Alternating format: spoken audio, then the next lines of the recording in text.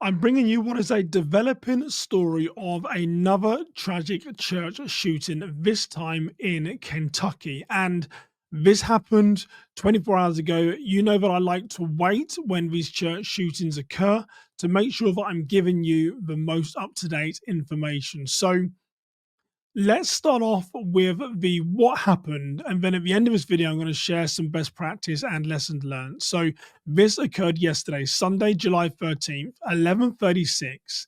Now, this individual, I'm not going to name who the individual is, but he was stopped by a state trooper close to an airport, and the law enforcement rationale for doing that was that his registered plate had some type of reader alert. So whether that was license plate recognition because he was a wanted felon, he was a local wanted criminal, there was a non-contact order against him, there was an outstanding warrant, whatever it is, we don't know. But there was some legality which allowed the law enforcement officer to stop his vehicle. Now, here's what the assailant did, which is really interesting. Shot a state trooper. I'm former British law enforcement. I don't think we've lived in a more testing time than we do, where our law enforcement are so disrespected. They are still our first responders. For whatever reason, more will become known is that he shot the state trooper. Now, luckily for the state trooper, he has what is considered non-life threatening injuries. He's still in hospital at this time, but his injuries are described as non-threatening. So, we have an individual whose vehicle is on some type of BOLA alert, be on the lookout for. He gets stopped by the state trooper. He shoots a state trooper who survives and is currently in hospital. The gunman then carjacked someone which was close by to the scene, and then he drove around 16 miles to a Kentucky church. And this is where we're going to focus a lot of our time and attention on. Firstly, here, I live in Minneapolis, Minnesota. Post George Floyd, post COVID, we live in very testing times in this state. There's a lot of gun aggression. There is a lot of violence on the streets of Minneapolis. Interestingly, this individual carjacked. Now, whenever I'm in my vehicle, now I don't have it with me here, but I always make sure my doors are locked. If I'm not carrying my firearm, I have a product called SOC, S-O-K, SOC. What I like about SOC is it's an incapacitant spray, like a CS spray, like a pepper spray. It's really environmentally friendly, you might say. But what I love about it is the large container that I have in my vehicle can shoot from around 20 feet away in a direct stream. So SOK, SOC. Google it, check it out. Really useful for in this type of situation. Challenging, challenging, challenging. But if someone I don't know is walking towards my vehicle, in today's modern world, I'm going to challenge the reason why. What does this mean for my personal safety? Who is this individual? I'm going to be on red alert, and I would really encourage you to do the same. Don't know the circumstances. I'm assuming he carjacked at gunpoint because he'd already shot the state trooper. But be mindful, what do you have inside your vehicle to defend yourself if someone tries to carjack you? Do you need SOC, some type of incapacitant? Do you have a firearm? What does it look like? Are you going to run the individual over before they get close to your car? All these different questions that we have. But the best thing to do is, in your mind, think about what this looks like before you're inside that situation. So we know that he then carjacks a vehicle. He drives 16 miles to the Richmond Road Baptist Church. So he drives 16 miles. He's just shot a state trooper to the Richmond Road Baptist Church. Really interesting now what occurs, particularly in a house of worship. So when he got there, and he's been pursued by the police, obviously now he's carjacked someone, so he's in a stolen vehicle. The police are pursuing the stolen vehicle. When he gets to the church, a witness says they hold a brief conversation, and he asked if the mother of his children were at the church. Now, the reason why I generally wait 24 hours is to better understand, have more information available so I can educate you on what truly occurred. But this sentence alone knows he has some type of affiliation, association with the church, because he asked this witness, is the mother of his children there? She obviously knew him, she obviously knew who they were, and he was told, no, they are not present. What he then said was chilling and very disturbing. He said, someone is going to then have to die. So, what is fascinating here, particularly in the roles of domestic violence, domestic disputes we have in a church? Remember, he's carjacked a vehicle. He's already shot a state trooper. The police are pursuing him. He gets to the church 16 miles away, Richmond Road Baptist Church. He has this conversation with someone and says, is the mother of my children there? He's told no. And then he says, someone is going to have to die then. Interestingly, at this point, he didn't shoot that person. He didn't attack that person. His two victims were a woman, tragically, really sad how this entire family have been shattered by this incident. But 72-year-old Beverly Gum and her daughter, Christina, 34, they were two that he did kill. And then he shot their husband, Jerry Gum, who also serves as the church pastor, and then Randy Coombs, who is the husband of Christina.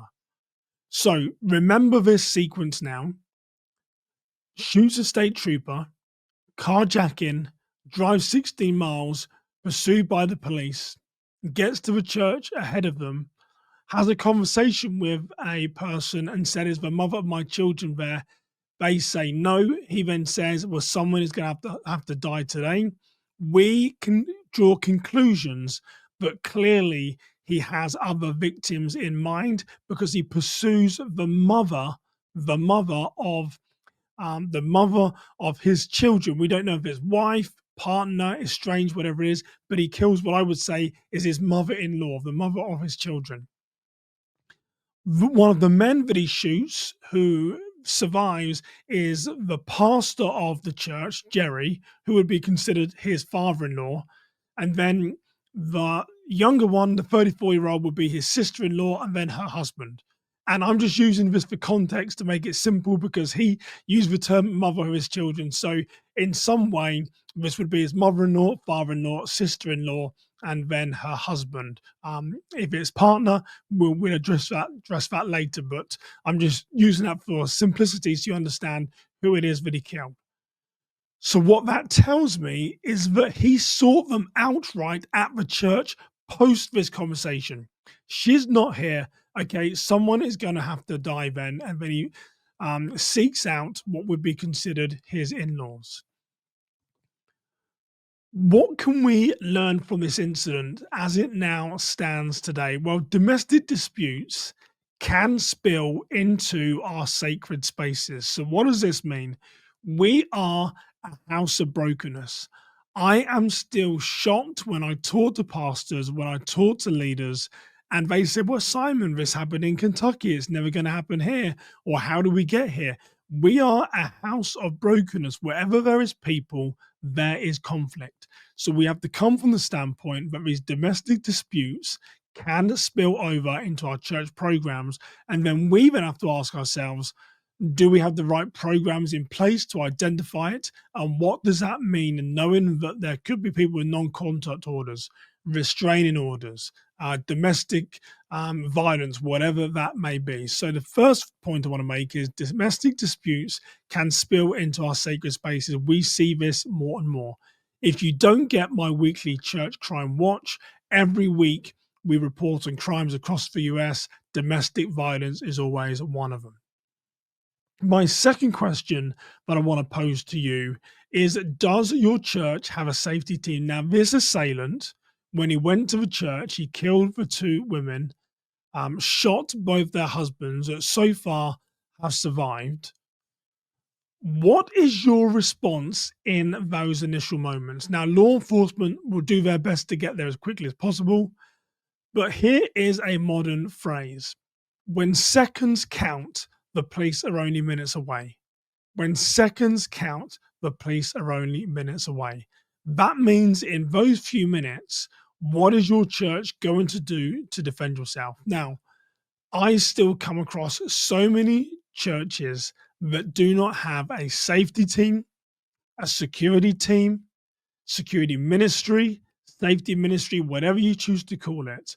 But who are those men and women inside your community that have stepped up and said, Simon, if there is violence, send me. If there is human conflict, send me. If a child hurts their leg, their ankle, breaks their arm, send me. If there's a husband and wife in dispute, send me. If there is someone that is having a heart attack or a stroke, send me. In today's modern world, you need some type of response where people are trained, skilled, and able to end a dispute before law enforcement get there. Because when seconds count, the police are only minutes away, and a lot can occur in a few moments. What is your plan until the police arrive? Now, we've spoken just about when seconds count, the police are minutes away, but what about those that need support? Two people in this church were shot and killed. The trauma that must cause on that community. I imagine the pastor of the church who was shot and injured. What must it be for him to see that his wife is murdered inside his church? What about members of the congregation that witness these incidents? What does your care look like in those few moments until the police arrive? I've mentioned about the safety team telling you that you need one, but what about medical response? Do you have tourniquets? Do you have AEDs? Are people trained on CPR? Because in today's modern world, if something is going to go wrong, I can tell you it's going to go wrong big in today's modern world. So, what is your plan until the police arrived? How will you deal with those that need um, medical support? How will you deal with the trauma for those that are in shock from the incidents that have occurred? So, that is my next point. What is your plan until police arrive? You got to think about this. The Marines say the body cannot go where the mind hasn't been. You've got to imagine what it might look like to go through one of these incidents and how are you going to recover. The next thing that I want to raise is about lockdown. Now, my good friend Cole Chin from the Faith-Based Security Network, they release a lot of good data sets around churches, and it's something like 60 to 70% of church crimes start in the parking lot. So it always comes down to that question for me is how early are we identifying conflict? Let me say that again. How early are we identifying conflict, knowing that something like 60 to 70% of church crimes start in church parking lots? So when we know that, why do we not have someone stationed on the door throughout the service? Not come in because the service is starting, but stay on the door throughout the service to see danger. Why do we not have someone in the parking lot throughout the service, not come in to listen to the pastor preach, but stay in that parking lot for the entirety of the service so they can see danger before it gets to the point of escalation? Close to 60 to 70% of church crimes start in the parking lot. So knowing that, if we can lock down our facility before these individuals even get inside our building, we are already safer and we're in a good position while we wait for those good guys and girls with guns to come and end the conflict. But my question to you here is, can you lock down your facility? Do you have someone on the doors to your church? Do you have someone stationed in your parking lot throughout the service? Not just the beginning, not just the end, the middle, throughout the service. How can you lock down your facility? There are so many great technologies out there. I really like the Vicada product. I know Vicada have been accused of having aggressive sales tactics before, but in my mind, they're still one of the industry leaders when it comes to security technology. Everything is like my iPhone, it's integrated, whether you have access control, visitor management, and cameras. It is crucial. It is crucial in today's world that you have access control on your doors because it allows you to remote lock your doors to the building. So that is my question. Can you lock down your facility? The next question is, Are you monitoring domestic risks within your congregation now? The reason why I wait 24 hours is I like to make sure that I know some of the facts and the information here. However, we know that he went to this church and asked for the mother of his children. His the mother of his children, dad, was the pastor, and then he kills what would have been his mother-in-law if they were married. Again, I'm using this to paraphrase to try and help simplify the relationship. Was it known that there was domestic violence? He obviously wanted to know were his partner and children there to some degree. Do not hold on to this information. When I work with a lot of school teachers used to be apprehensive in what they call reporting on someone. Now we're sharing this information so we can do our threat assessment to say, how safe are these individuals? Is someone on the pathway to violence? Is it possible that this person who can't see their kids, who is engaged in domestic violence, is on a court ordered non contact order? They're aggressive, they might have access to weapons. Could they come to your church? Can we stop being naive to the risks of domestic violence? And can we start having some conversations? We're not reporting on individuals, we are helping individuals. This is now behavior based threat assessment. Do you know the risks that people in your community pose to your personal safety? Whatever that platform looks like, escalation to your religious leader, escalation to your safety team, you've got to start having those conversations, whether you like it or not. Behavior based threat assessment. Is the person on the pathway to violence? We no longer ask, did the person make a threat? We now say, does the situation pose a threat? You've got to be holding these challenging conversations in your community and monitoring the risk and taking action. So that is my question. Are you monitoring domestic risks within your congregation? And I just want to end this podcast just talking about our 10th annual Securing Your Place of Worship conference, which is coming up on Tuesday, September 9th from 9 a.m. till 5:30 p.m. Perhaps the incident in Kentucky caught you off guard and you're new to church safety and security. Or if you're someone that is long standing in church safety and security, this conference is going to help you be better prepared, know what to do, be around your own community, and be able to create policies and procedures and identify those persons that are on a pathway to violence. We have legalities, we have church safety teams, we have information about insurance, we have information about grants, we have information about how to do governance around your program. I'd love to invite you to join me Tuesday, September 9th, 2025, 9 a.m. till 5:30, fully virtual and online. It doesn't matter where you are. It doesn't matter if you're in your pajamas, if you're in your office, or if in the church. This is a fully online and virtual conference. It'll meet you where you're at. You will find the link below. But those are some of my early opinions on this breaking news story in Kentucky. As we learn more, I will do an update video. I'm sure, as you would agree, there is some connection between this individual and the church. He went there looking for the mother of his children and his children. She wasn't there. And then he then said, someone else is going to die. What can we learn about this? I've taken you through some steps and some questions that you can ask today. So please consider joining us for our 10th annual Securing Your Place of Worship. You'll find a link below. But for now, you stay safe. Have a blessed day. Take care, everybody.